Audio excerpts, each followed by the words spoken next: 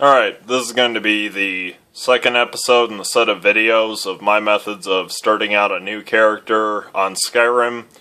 Again, this is without mods, without the restoration potion exploit, without item duping or any of that other nonsense.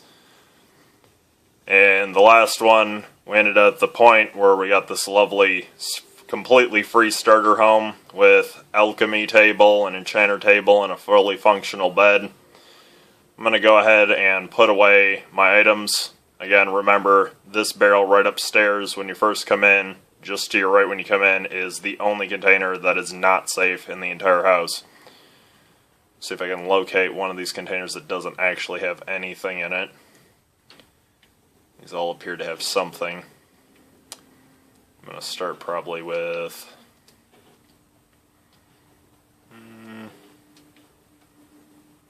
I think I'm going to start with something in the basement, maybe. Yeah.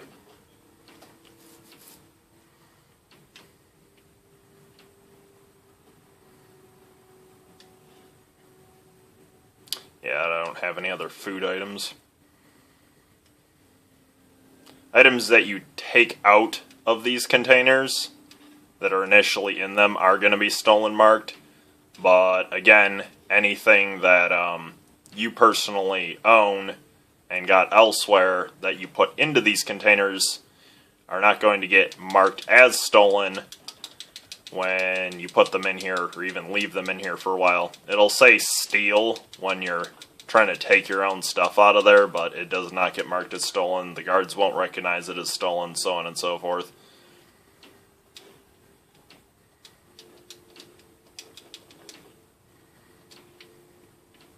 I'm going to go ahead and pull all of the stolen items out of these other containers so that they don't get mixed in with the non-stolen stuff that I'll be putting in them as we go through on this character.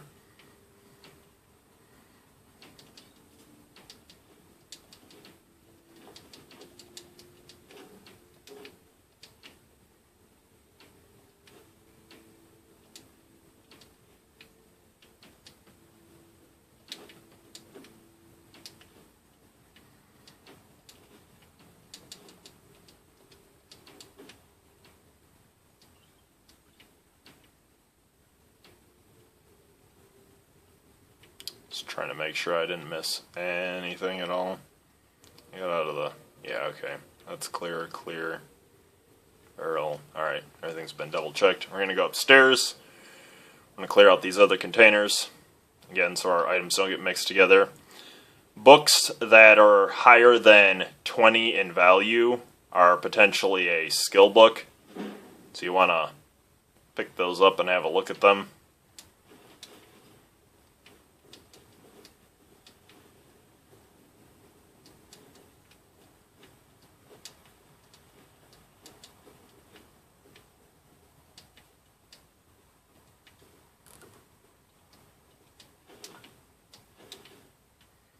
I'm just going to actually be dumping all of this stolen stuff elsewhere because I don't feel like dealing with trying to find an exact source this early game to actually deal with these hot items.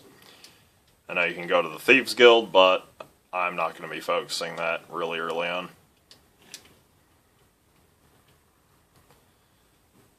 Quick double check. Oh, boots, this, that. I don't think I cleared the dresser. Nope. Okay. This is why we do double checks. Alright. We are looking good.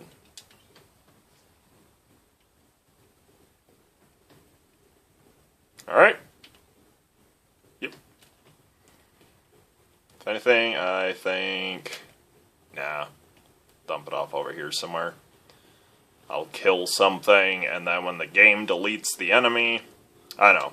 We're going to be going to Embershard Mine near the Guardian Stones anyways, as it is.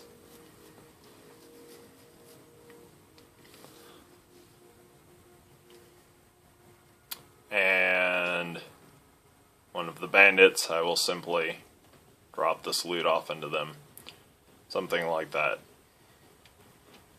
Ember Shard Mine is just to the east of the Guardian Stones over the ridge. Picked a bad time to get lost, friend. Yeah? Did I? Alright. Hide armor, hide braces, fur shoes, I was joking around talking about earlier. Let's see here. Stolen. No, right. There we go.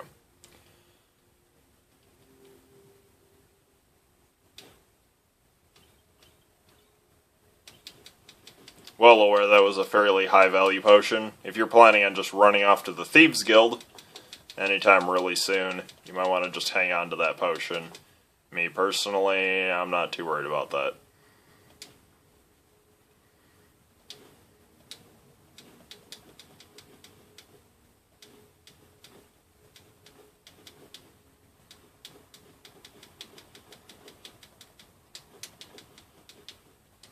There we go. We've offloaded the bulk of those stolen items. We're going to go ahead and go into Ember Shard Mine.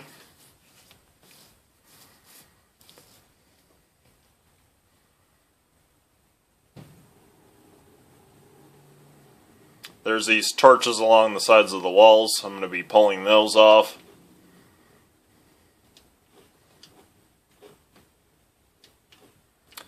There is Fly Amantia mushroom all in around this mine. Again, dragon's tongue mushrooms found growing on the sides of those fallen trees.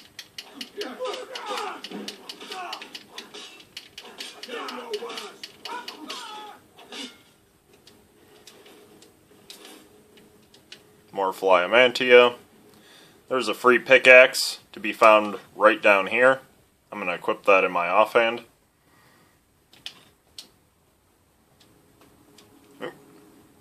Favorite this too really quick, just in case it gets unequipped. Maybe mining the iron ore vein right here.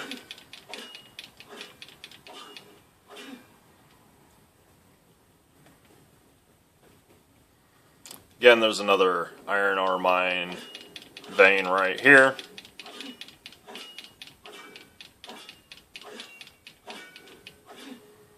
That is right at the end of this tunnel, just past the torch. There's this angled beam right there. Fly Amantia, unique journal.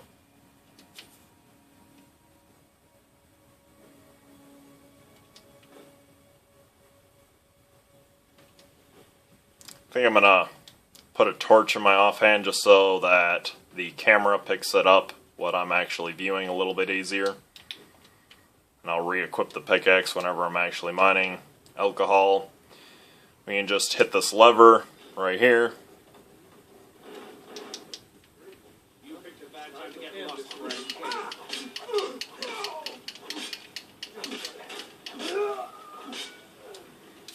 Looting out the bandits. I'm just hitting take all.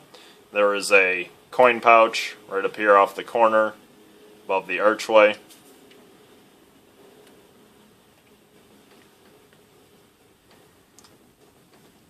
Bandit around the corner just to the right, sitting down. Now ain't this a surprise? I'd imagine it's a surprise. I'm infrequently expecting to be sitting in a chair and have somebody plunge a sword upward through my skull. Re-equip that pickaxe really quick. Get this iron ore vein.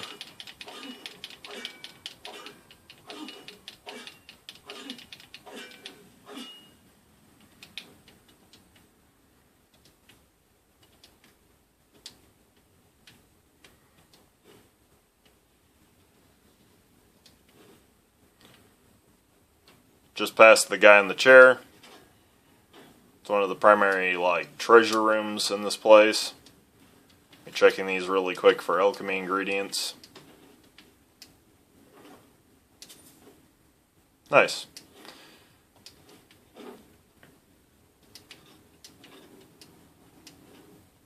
Dragon's tongue I was talking about earlier. Clairvoyant Spell Tome. Oop. There we go.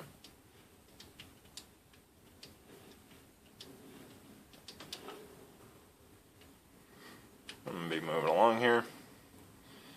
Right up here, past this jail cage door, right at this corner, we have another iron ore vein.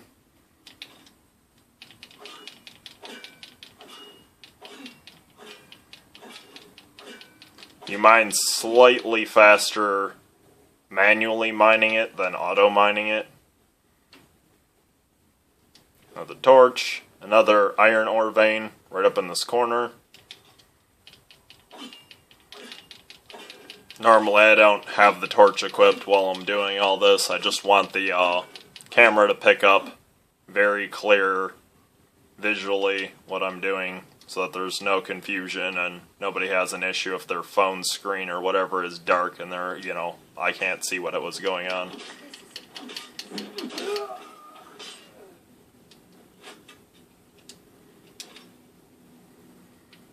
We had 2 iron ore bars here on the workbench. Another several free weapons hanging here. 2 iron ore on the table. Another skill book. I'm going to grab this torch. We have a wood chopping block, if anybody cares for any weird reason.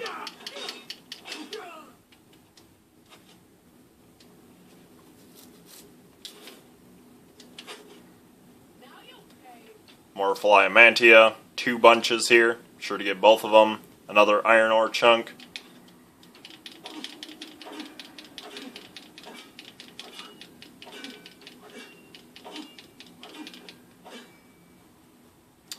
That iron ore chunk is... There's this ramped walkway that leads down to the forge, and the iron ore chunk's just up under this rear scaffolding. Seems to be holding up the rock wall.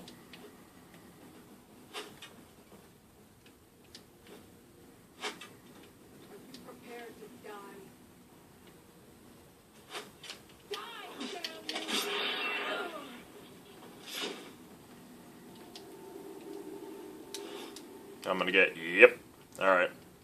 Take a few overly heavy, cheap iron weapons. Drop those down really quick.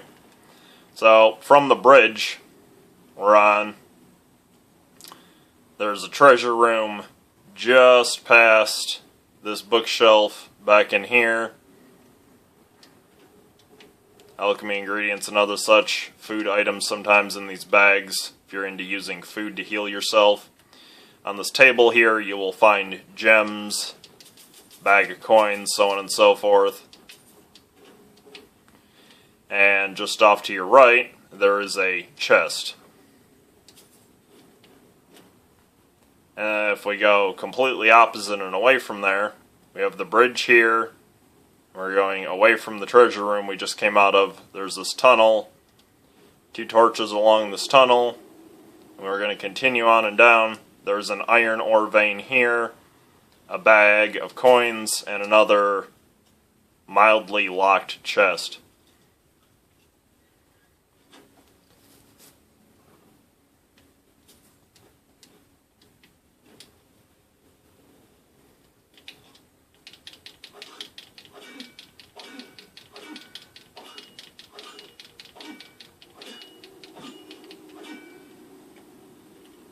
Alright, torch. There we go.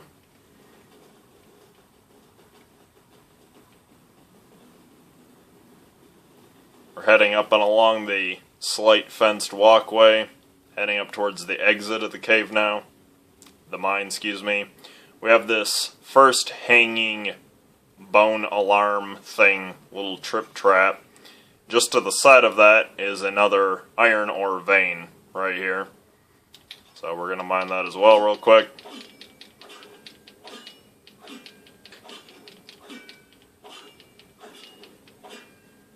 If you have the Prowler's Prophet perk from restoring the Crown of Baron Zaya, that requires you to collect all of those little pink gems and all those little hidden boxes around the game, and then get the crown, restore the crown, and you'll unlock the Prowler's Prophet perk. And this will make it so that you find tons more gems, both normal and flawless quality, when searching containers and pre-dead bodies that may contain gems, as well as your rate of finding gems when mining. So if you end up mining about as much as I do and re-clearing locations, you're going to find just shit tons of gems. We're going to go back over to Riverwood really quick.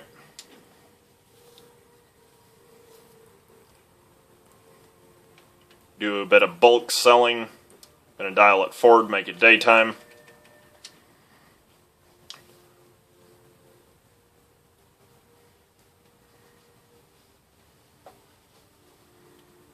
Usually wait till about 10 a.m.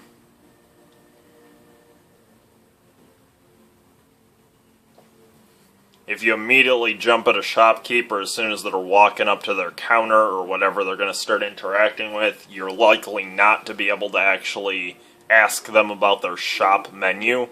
Let them do their thing for just a few moments or lean on their counter for a moment, and then you'll have your what have you got for sale option, things like that. Blades, helmets, pretty much anything to suit your needs.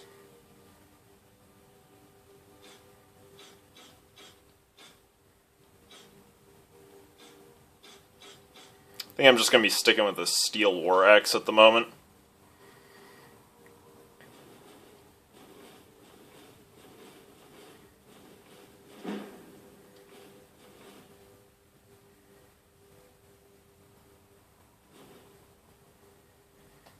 $25, $25, $6, $6. I'm going to go with this. Matches the hood a little bit better. I'll sell this too.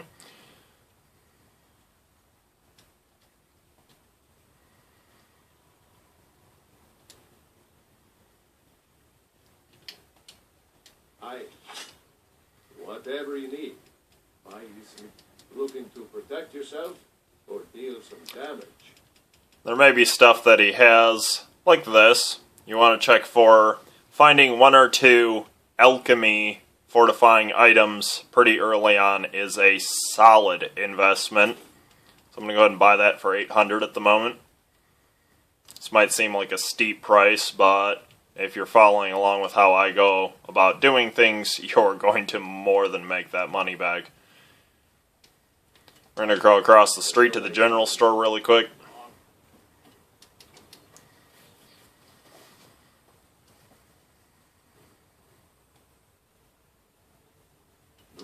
My sister. Some may call this junk. Me, I call them treasures. Nice. Necklace of water breathing. If I was planning on playing with this character in the long run, I would definitely consider trying to get the money together and grabbing a hold of this item. Water breathing's an uncommon thing to find. You can find a guaranteed circlet of water breathing far into the Dawnguard DLC.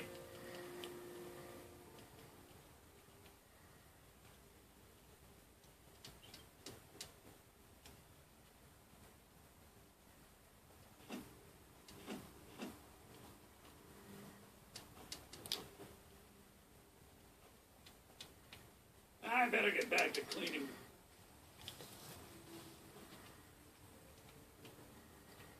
Before their shops refresh too much, have a chance to do that, I'm going to quickly hop back over to Ansie's cabin really quick, deposit the bulk of iron and other stuff, save that for later when I'm going to convert that into gold. And then I'm going to quickly jump back over near Helgen and pick up that bulk of really heavy stuff. And then we're going to hit an unmarked camp on our way down the hill and out of there and get a bit more loot to sell off really quick. And then we'll be heading along.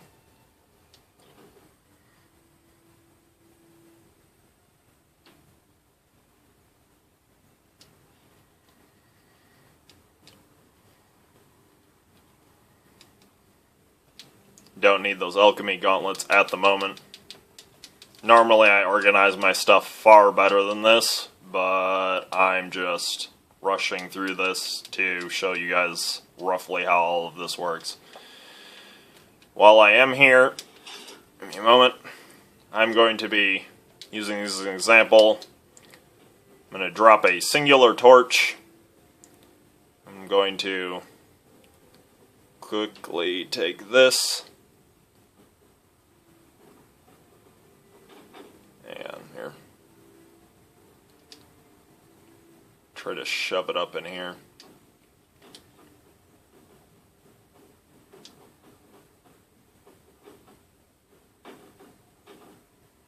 There we go. Trying to push the fat end first. There we go. Torch is pinned up there in that beam. You don't have to quite get that meticulous about it. I'm just trying to do a good example of what this can yield as a result. I'm going to cram one up here next to this lantern. It's going to try and roll this way up against the lantern, going to the right. I'm going to take another one really quick. I'm going to kind of half-ass pin it up behind this leg of the enchanting table. It's going to roll forward, you know, going downhill. I'm going to take one last one. I'm going to kind of try to... Damn, almost had that.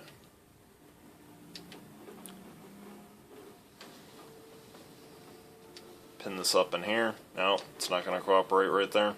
I could probably get it if I mess with it enough for a while. But for the sake of simplicity, I'm just going to drop it right there. It'll cast a light from here. Keeping in mind, all these torches I've placed down are not lit.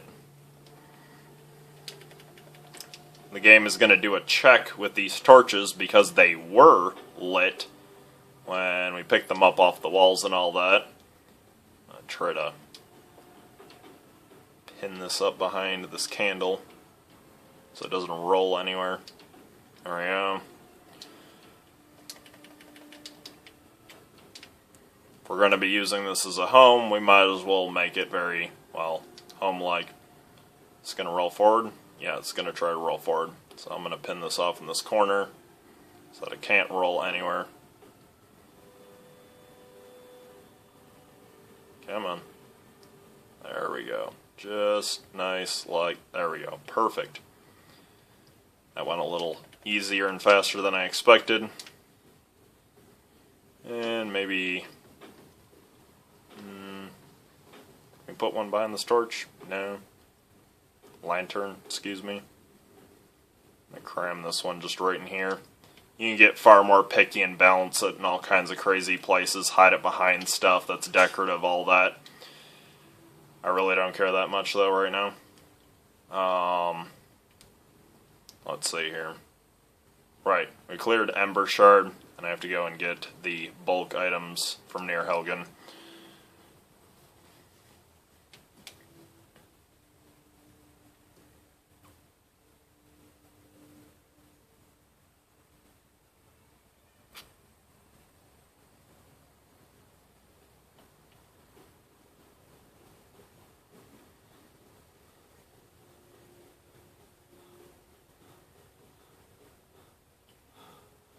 I am heading roughly north-northwest from where you spawn in when you fast travel to Helgen. And we have the gate here, the north end. And we're going to be heading west past this tree line. You can still see the Helgen wall.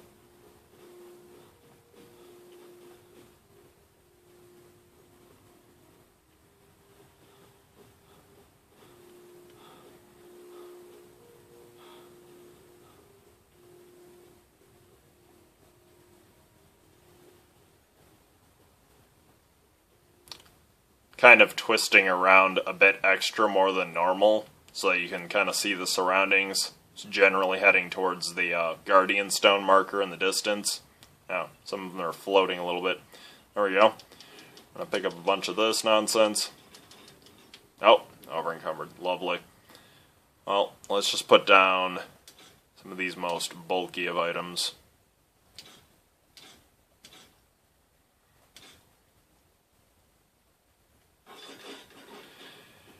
We're going to continue heading westward down the path. It wants to divert more to the north, but we're going to continue heading roughly westward.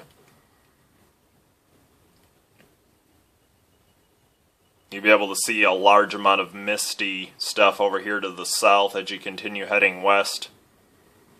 We're going to go down through the tree line, and you should come across this encampment.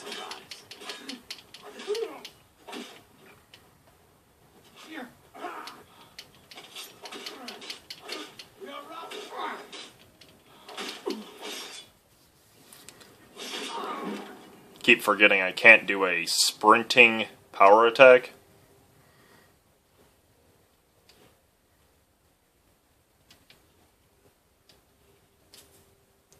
Treasure map, number 1, found here.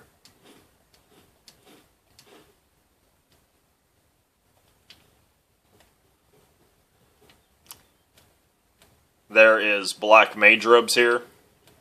If nothing else, it's £1 for well over 100 in cash.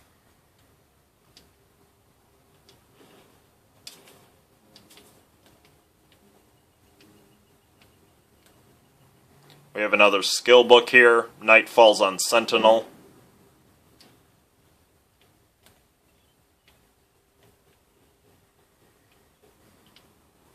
From this camp, if we're heading, well, hello wolf.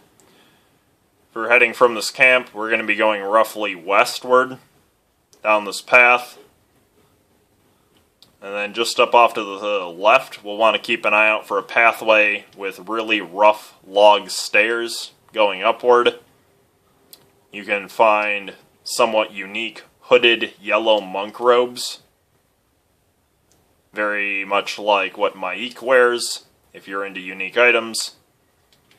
I'm not going to worry about it because this isn't a character I'm actually building up and doing anything on. Shrine of Talos, if you want a blessing or cure your diseases.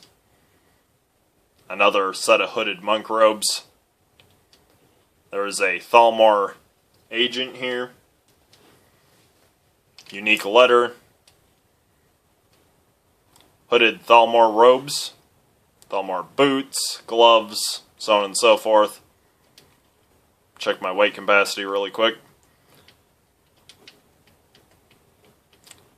So I'm going to head back up and towards that camp where I just came from.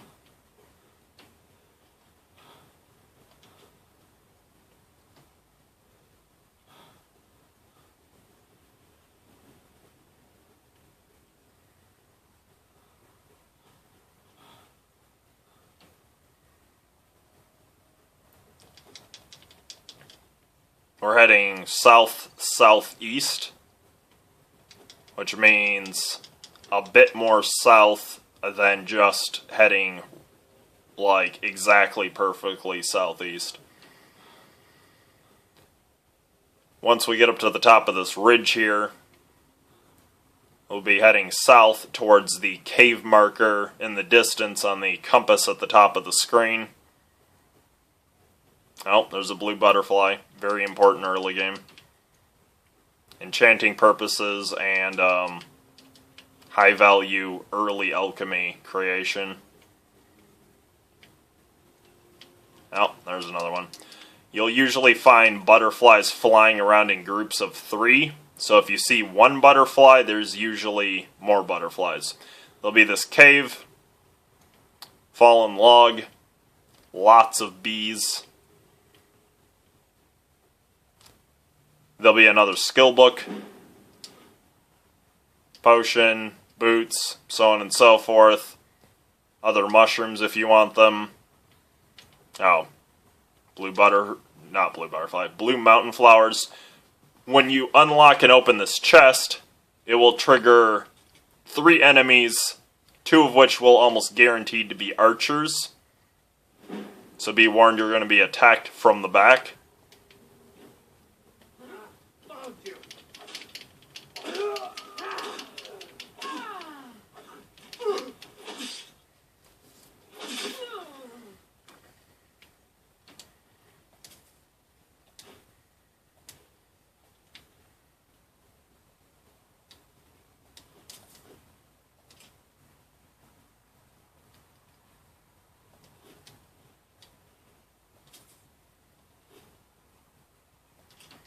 I'm gonna have to do something about that, aren't I?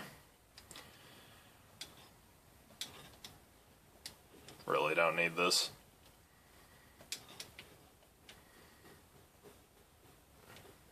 Granted, I might have made a lot more trips back and forth to Riverwood, waiting 48 hours to get the shops to restore their cash.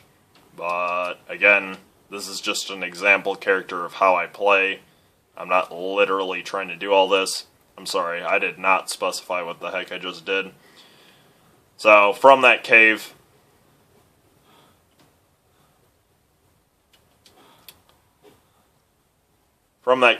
you head just off to the south-southwest, up this ridge, up and past the tree line. We're continuing southwest still, and you'll come upon a generally abandoned cabin. It looks like a dragon flew overhead and roasted the two people who were living here. You may be able to find bone meal on their corpses, which, if you go along with how I'm playing, very well may matter very soon here. Oh, Scroll of Harmony, half a pound, 500 in value. In this cabin, there is Purloined Shadows, another skill book right underneath this bed. From this cabin, I'm going to go in the direction of the fire, down this stream, heading westward. We're going to go down the rocks, not down the actual waterfall. The waterfall can cause damage. We're going to go down and along this path, just past this little camp, till we bump into the bandits. Oh, no, here they are. They've spawned behind me.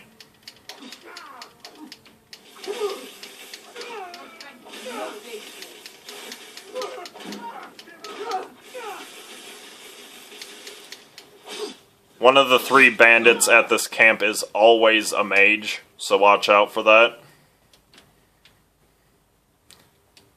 There'll be a individual slung over this log and an apothecary satchel with randomized loot inside. Inside of the small tent, right next to the tanning rack, there is another skill book.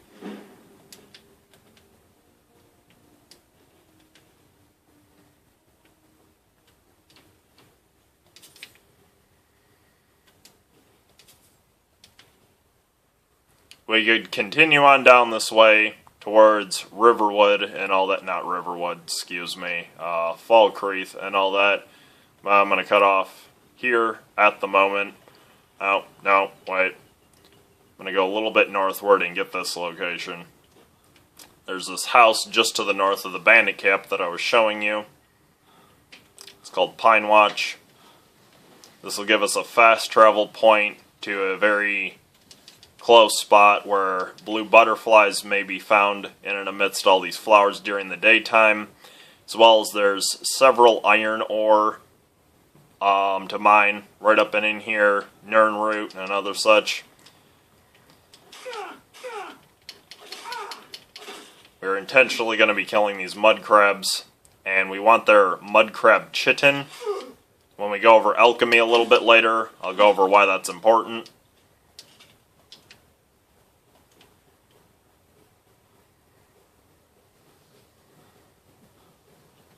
We're continuing on past those mud crabs,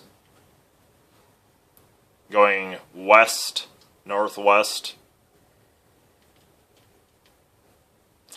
We have the iron ore veins right up here. There's 2 of them.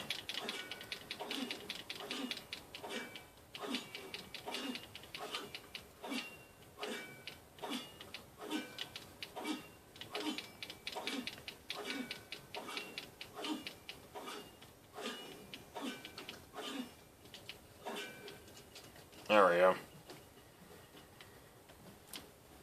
Just a little past there is the plot of land where you'll be allowed to build a house later. If we go northward towards these rocks right here, we have the big one with the dip, and the smaller ones right there. We have the log and the stump behind us. You're going northward towards here. There is a necromancer down here at an altar, and then just to the left, you'll see another 3 set of logs. And we're going to turn and we're going to face south away from those 3 logs. And the body here of this woodcutter may or may not be here. But what's important that you will find if you're into unique items is the unique item known as the Woodsman's Friend. This is a uniquely named two-handed iron axe. There's nothing special about it aside from its name and just the novelty of having it, but that's where you find that. I'm going to go ahead and head into Riverwood and prepare to sell off bulk of what I've grabbed up as much as I can.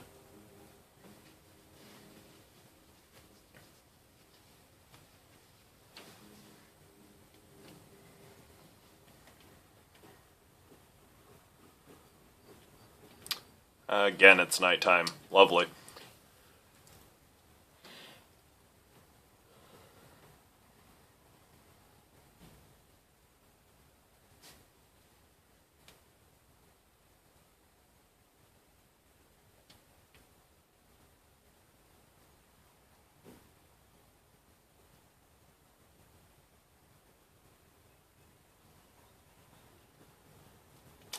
Wait another hour.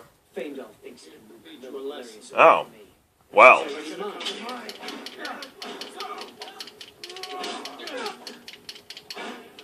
Suppose I should level up. So, for the first 10 levels, I tend to invest in health entirely. Okay, there's that. I'm gonna equip my healing spell.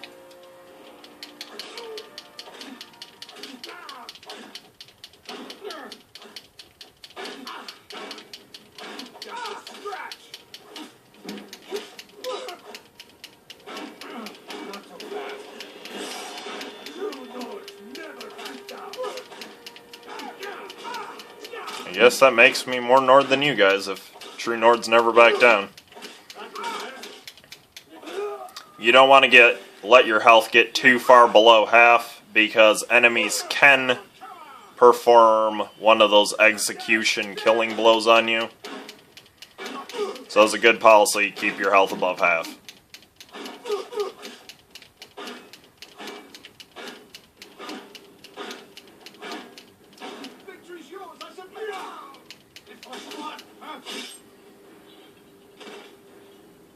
Well, now. Anyways. Take what you need, my friend. May the gods watch over your battles for the finest weapons and armor.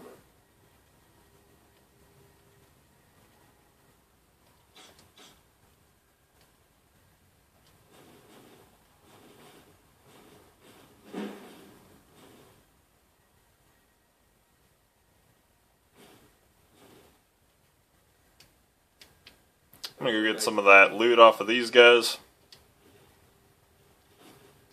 I guess this will help make up the difference for some of that stuff I left behind that I normally wouldn't have. Pretty sure the contract is regarding Ansi, a woman that I killed. Somehow she called out a contract on me. Here's the agreed amount, blah, blah, blah. Oh, thief. Okay. You looking for a new blade? Take a look.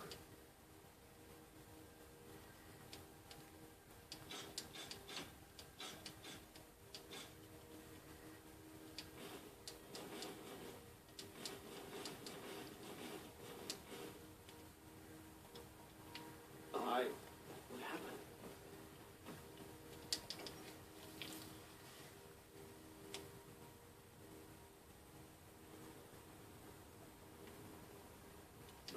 My sister, some may call this junk. Me, I call them treasures.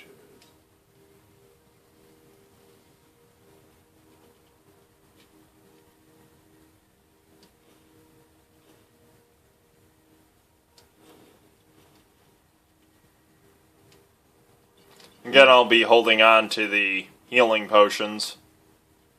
Harmony, cool.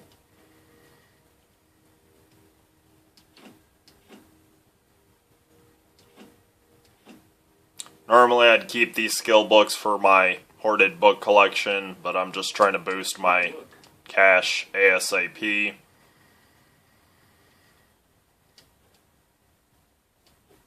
Again, I'd more along the lines recommend just actually making the couple little quick trips with the loot off of those enemies I left behind. But we're now at 2,580 cash. We have Whiterun in the distance. I'm going to stop right here with this video right outside of the Sleeping Giant Inn. And I'll see you in the next video.